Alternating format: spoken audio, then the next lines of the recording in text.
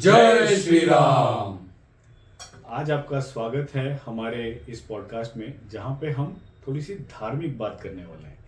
धार्मिक कह लीजिए या फिर कह लीजिए सनातन की ओर। हम आज का सबसे बर्निंग एंड हॉट टॉपिक क्या है? तो everybody wants to get rid of their sins, है ना। हिंदी में बात करूं तो पाप से मुक्ति। अब पाप से मुक्ति के लिए एक जो कॉमन फ्रेज यूज करते हैं वो हम हमेशा कहते हैं जा पाप धो ले, है ना। सो वो जो पाप धोने वाली जो बात है, जो प्रक्रिया है, वो सनातन में एक्चुअली होती है।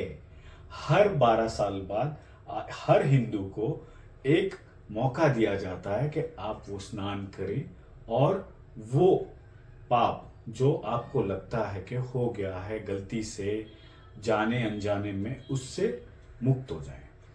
अब आज जो हम बात कर रहे हैं वो जो कुंभ है वो है कुंभ 2025, जिसके प्रति हर एक सनातनी, हर एक आदमी कोशिश कर रहा है कि भैया कैसे भी जाके एक डुबकी मार के आ जाऊं, क्योंकि ये जो बात है, इसका जो महत्व है, ये आज हमारे दोनों भाई आपको बहुत डिटेल में समझाएंगे। सो पहले विशाल बताएंगे कि इस कुंभ का महत्व क्या है, और फिर विकास बताएंगे कि पहुंचना कैसे है वहां पे। बिल्कुल, ओवर टू यू। तो सबसे पहले तो मैं आपको ये बताना चाहूंगा कि ये जो हमारा महाकुंभ 2025 जो है, ये शुरू हो रहा है 13 जनवरी से लेके 26 फरवरी तक, 44 डेज तक ये चलेगा। और इसका सबसे महत्व इसलिए इतना ज्यादा है इस बार। सबसे पहले तो कुंभ जो है वो हर 12 साल में आता है। इसके पीछे भी एक कहानी है जो मैं आपको बताऊंगा। ये जो कुंभ है, इस बार का कुंभ का जो संयोग बना है, ये 144 इयर्स, मतलब 144 साल के बाद ऐसा संयोग बनता है। ऑलमोस्ट 150 साल हो गए। यस। तो अगर हमें ये मौका मिल रहा है, ये मौका अगर आप खोना नहीं चाहते तो एक बार कृपया करके इस कुंभ में जाइए और आनंद लीजिए इस बार के कुंभ का। इस बार योगी जी ने इस बार इस कुंभ को भव्य, डिजिटल और बहुत ही दिव्य बनाया है इस कुंभ को। 12 साल के बाद ही क्यों आता है? तो 12 साल के बाद इसलिए आता है कि जब ये देव और असुरों के बीच में जो खींचातानी चल रही थी, कुंभ अपना कलश, दिव्य कलश जो था, अमृत का कलश जो था, उसके पीछे, तो जब असुर भागे थे कलश को लेके, तो वो जो भागे थे वो 12 दिनों तक भागे थे। तो जो लोक है, जिस लोक में वो भागे थे, उस लोक के जो 12 दिन थे वो 12 साल के बराबर होते हैं। तो इसीलिए ये 12 साल के बाद आता है। तो उस खींचातानी में जो अमृत की कुछ जो बूंदें थी, वो कुछ स्पेसिफिक जगहों पे गिरी थी, जिनमें से एक है हमारा प्रयागराज। उस प्रयागराज का जो संगम होता है, त्रिवेणी संगम, जहां पे 3 नदियां, गंगा, जमुना और सरस्वती जो है, वो जो संगम होता है वहां पे, तो इसीलिए उसको बहुत ही पुण्य माना गया है। लोग अपने, जैसे कि ये गौरव ने बताया कि वहां अपने सिंस धोने के लिए, या जो हमसे जाने अनजाने में जो सिंस हो गए हैं उसके। और इसमें ये तो हो गई, समझो एक पौराणिक कथा। हाँ। एक साइंटिफिक महत्व जो अभी कहीं पढ़ा था मैंने, कहीं इंस्टाग्राम रील्स पे या कहीं, कि प्राउड टू बी इंडियन। मैं हमेशा ये बोलता हूँ, हम जब भी मुझे कोई बोलता है कि हमारे गैलीलियो चाचा ने निकाला था कि हमारी पृथ्वी गोल है, तो मैं हमेशा बोलता हूँ कि भैया प्रभु श्री राम के टाइम से हमको पता है कि भू गोल। बिल्कुल। तो वही उसी चीज को, इसका एक कोई ग्रह है, शायद गुरु कहते हैं उसको। तो वो जो हम पूरा गैलेक्सी है, तो सन इधर है, अर्थ इधर है, और शायद गुरु कहते हैं उसको। तो गुरु को जो पूरा गुरु, वो जो हम बोल रहे हैं कि एक बहुत बड़ा ये जो है संयोग जो है, वो बनने का जो एक महत्वपूर्ण डे है, उसको ध्यान में रखते हुए वो गुरु जो है वो अर्थ के सामने हर 12 साल बाद आता है।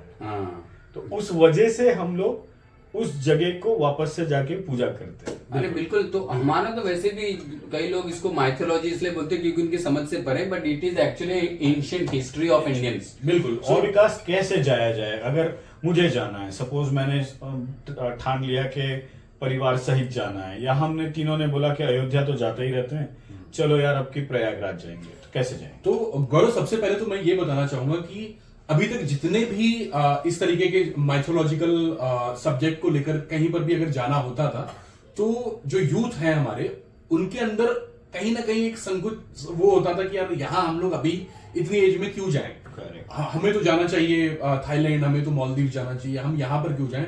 लेकिन बदलते वक्त के साथ मैं इसके लिए हमारे यशस्वी प्रधानमंत्री मोदी जी का बहुत बहुत धन्यवाद कहूंगा। मैं खास तौर पर जो है योगी जी, हमारे यशस्वी जो उत्तर प्रदेश के मुख्यमंत्री हैं, उनका बहुत बहुत दिल से शुक्रगुजार इसलिए भी हूं क्योंकि उन्होंने एक ऐसा जागरूकता अभियान फैलाया है यूथ में, खास तौर पर हमारे जितने भी यंग लोग हैं, ब्रिगेड हमारी, उसमें कि आज आप देखेंगे, अगर आप एक आंकड़ा लें तो सबसे ज्यादा केदारनाथ, बद्रीनाथ की यात्रा करने वाले बुजुर्ग लोग नहीं मिलेंगे आपको, यंग मिलेंगे। करेक्ट। जिनकी शादी हो रही है वो लोग जा रहे हैं यात्राओं पर। सबसे बेहतरीन बात इसमें ये तब देखी गई थी जो अभी 22 तारीख को हमारे राम मंदिर को बन के भी 1 साल हो जाएगा, पहली वर्षगांठ मनाएंगे हम। तो सबसे महत्वपूर्ण बात उसमें उस टाइम पे सबसे अच्छी बात जो मुझे ये लगी थी कि apart from all the politicians, जो सबसे ज्यादा उधर दिखाई दे रहे थे, ऑफ कोर्स हमने विकास को देखा ही, लेकिन हमने विकास के साथ, विकास के कैमरे के थ्रू हमने देखा कैटरीना कैफ को, हमने देखा मैक्सिमम सेलिब्रिटीज जो सनातनी हैं वो सारे पहुंचे थे। बिल्कुल। और अभी भी मैं देखता हूं कि जो पहले लोग शर्माते थे कि हाँ भाई किसी को मिलके जय श्री राम बोलने, जैसे अगर आप मथुरा चले जाओ तो वहां जय ठाकुर जी, राधे राधे बहुत बोलते हैं, लेकिन आप अयोध्यावासी और अयोध्यावासी अगर एक दूसरे को मिलेंगे वो राधे राधे एक बार बोल लेंगे, लेकिन जय श्री राम नहीं बोलेंगे। बिल्कुल।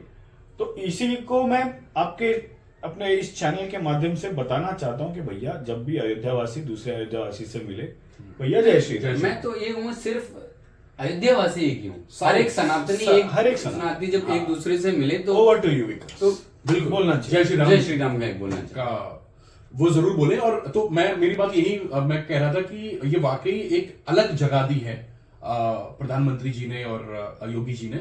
और आपको मैं बताऊं, इस बार जो महाकुंभ हो रहा है प्रयागराज में, वो वाकई इतना दिव्य और भव्य है कि आप सोच भी नहीं सकते इस तरीके का वहां पे इंतजामात किए गए हैं। इतने इंतजामात इतने अच्छे हैं कि अगर आप मुंबई से जा रहे हैं, मैंने तो अपना बैग पैक कर लिया है, मैं शाही स्नान जो हो रहा है 14 तारीख को, वहां पर जरूर जाने वाला हूं।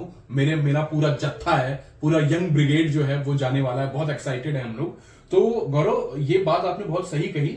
तो यहां से मैं आपको यात्रा की बात बता दूं कि अगर कोई मुंबई में रह रहा है और वो जाना चाहता है, हर किसी को जाना चाहिए वैसे, मैं बताऊंगा आपको, क्योंकि इसका भी एक अलग महत्व है।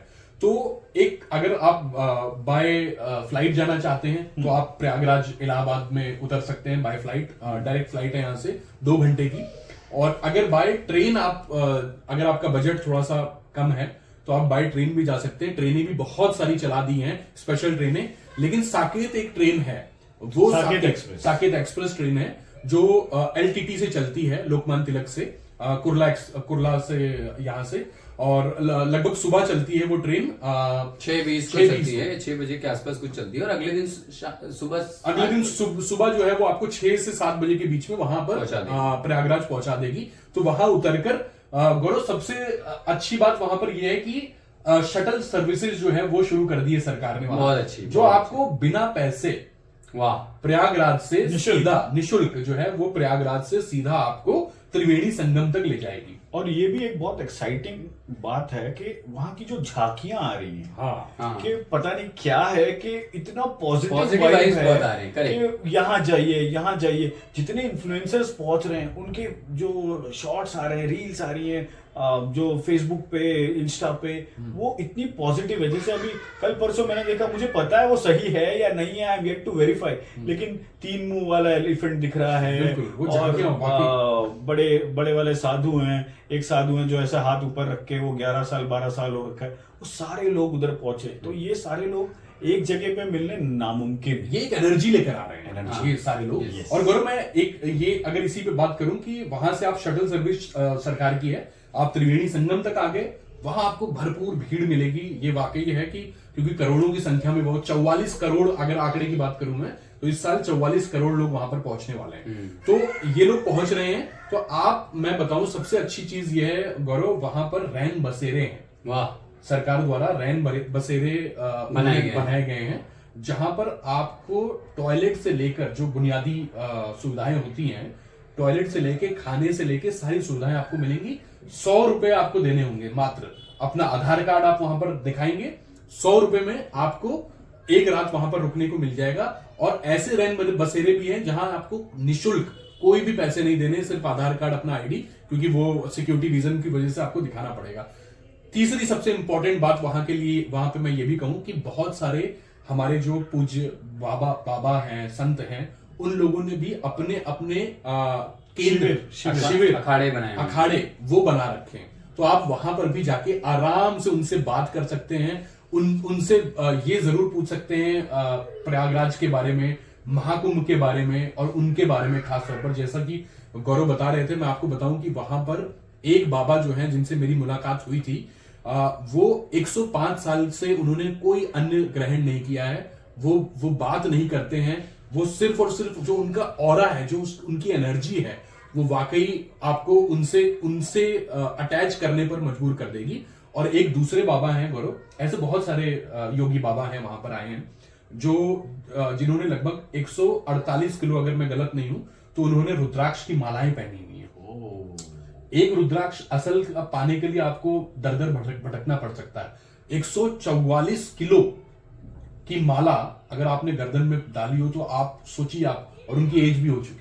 तो ऐसे बहुत सारे रूप आपको देखने को मिलेंगे। बहुत सारे पराक्रमी लोग एक जगह पे दर्शन करने के लिए आप, मैं, सारे तत्पर होके प्रयागराज जाएंगे। और सब क्या कहेंगे वहां जाके? जय श्री राम।